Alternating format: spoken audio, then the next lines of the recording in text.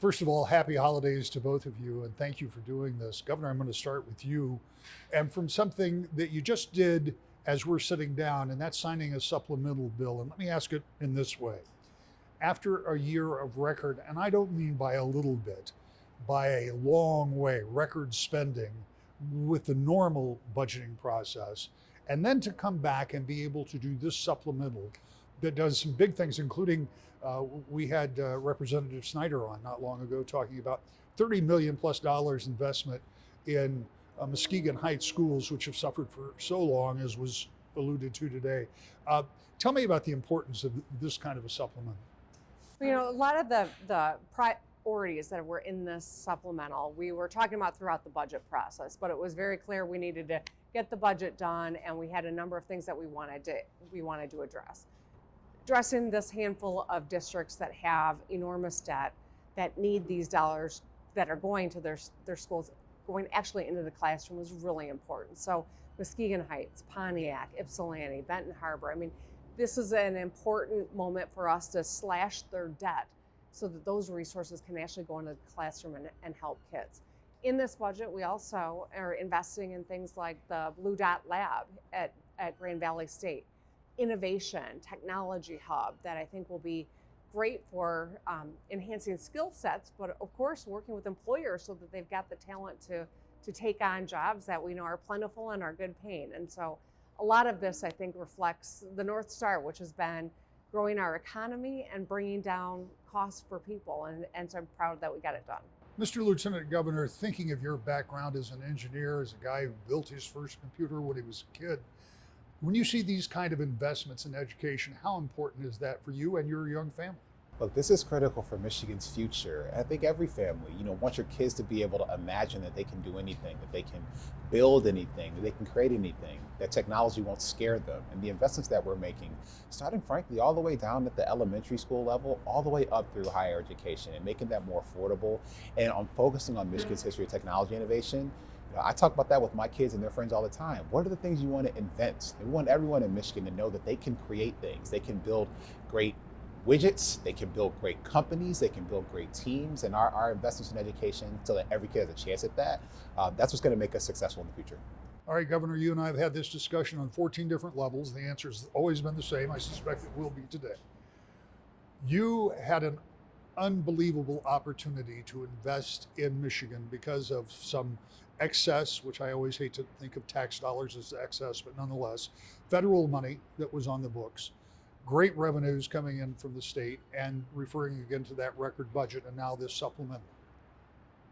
How do you sustain that going forward when you know that federal money's not going to be there? And the revenues for the state, we don't know, but some early estimates may be slowing a little bit. Well, a few things. We've built strategic budgets, right? So we've paid down $18 billion of state debt that was accrued before I ever became governor. We've paid that down, at the same time made these record investments that we built in sustainability. We used one-time dollars for one-time undertakings, like rebuilding a bridge. That's not something you have to do every single year, but they gotta get done. Building up our school aid fund. We now have a rainy day fund for our school aid fund, which we didn't have before. We have almost $2 billion in our state rainy day fund for the general fund. So we've done a lot of really smart things when you think about building a sustainable budget, making these investments that are long overdue, and ensuring that it's not just going to be this year and then we have to cut next year. We know that the economy is going to have ups and downs, and we've built in, I think, those safety nets so that we don't have to slash if we do come on hard times, which inevitably at some point there will be. Mr. Lieutenant Governor, I want to talk to you about this session in the Senate. Going into the election cycle of last year, there was a lot of wind at Democrats' back. We know that the Roe decision that came down from the Supreme Court motivated a lot of your base voters. We know that the Redistricting Commission changed the landscape for all House and Senate seats. We know that a Republican Party in disarray was not able to recruit and do the kind of things they might have normally done. It left Democrats with a majority in the Senate and in the House, and the governor's office, all controlled by Democrats. What was it like for you to be in that Senate, presiding over what now was an opportunity to do the things that you didn't get an opportunity to do in the first 4 years? It was cathartic to be able to release the kind of potential that's been pent up in the state of Michigan for so long. The ability to preside over a Senate session where we repealed the tax on retirement income that had existed on retired people with fixed income for 12 years, to be able to put that money back in retired people's pockets. 500,000 people are going to benefit from that policy change. The ability to preside over the day when the Michigan Senate voted to expand the Elliott Larson Civil Rights Act so that LGBTQ Michiganders will see themselves explicitly protected in our state's civil rights law. That was a window into opportunity and a future of Michigan that is inclusive and big enough to have a place for everyone in the state of Michigan where you can be safe and where you can be able to be your best. So we did a lot of things like that. The earned income tax credit, like expanding that with the working families tax credit, being able to preside over literally putting money in people's pockets at a time when things are so expensive still.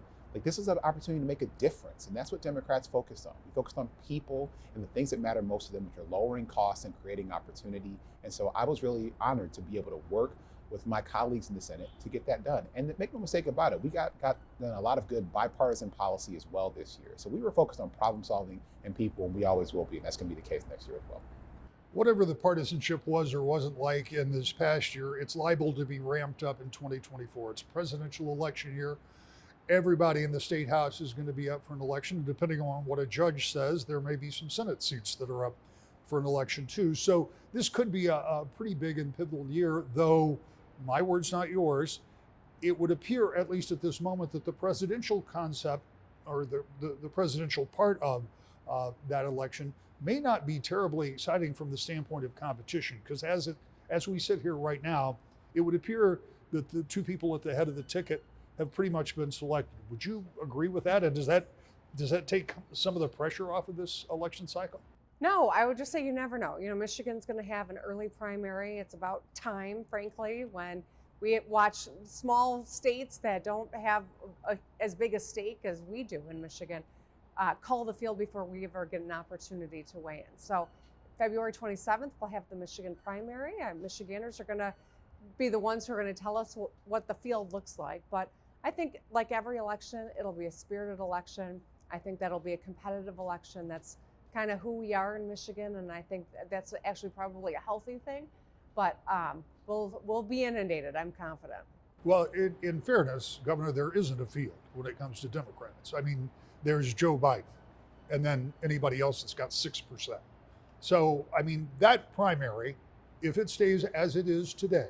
Yes, an incumbent president usually is the nominee. And for the Republicans, they're only selecting a small percentage of their delegates. So I get it. I understand. As a reporter, I love the idea that Michigan is going earlier. Just seems to me that in 2024, it may not be quite that big a deal. Well, in 2028, it'll be open on both sides, and I'm sure it'll be mayhem. But it does look like we might know who the two candidates are. But like I said, you never know until the voters speak, and Michigan's finally going to have our voice heard louder, earlier, and I think that's going to be a good thing for us in the long run. As you say, you never know. Lieutenant Governor, let's talk for just a moment about how you look at next year, forgetting about the election for a moment. I know you're interested in maintaining the majority in the House and all of those things. But what are the things that would be on your wish list as we head into 2024 when you look back at 2023, knowing there's no way you're going to be able to replicate that? Well, I don't know if we should sell ourselves short, first of all, Rick. But what I would say is you're going to see us continue to focus on people. That's people are what drives Michigan. It's what drives our economy, what drives our potential, what drives our future. And so we still hear from people talking about why we need to lower costs. And that's why we're so proud to deliver this working families tax credit the day before Valentine's Day this year. People are going to be able to file on that. It's going to be thousands of dollars in people's pockets. We're going to try to build more opportunities for that, for people to save money, for people to focus on what's important to them, and make sure people are taking full advantage of the work that we have done in 2023. The fact that families are saving $850 per kid because we have free breakfast and free lunch in schools. I know that makes a big difference in households in Grand Rapids and in Detroit and all across the state of Michigan. We want to make sure folks are aware of that and how that happened and how it came to be. And we're going to find more opportunities to grow our economy through technology, entrepreneurship, and innovation as well next year, and continue to strengthen and secure retirement for Michiganders. So I'm super excited about what we're going to be able to accomplish. Governor, got 15 seconds left. I sat with you when you were minority leader in the House and in the Senate. I watched you in your first term as you had a Republican legislature that sometimes wasn't always very pliable. What has this last year been like for you after all of these years?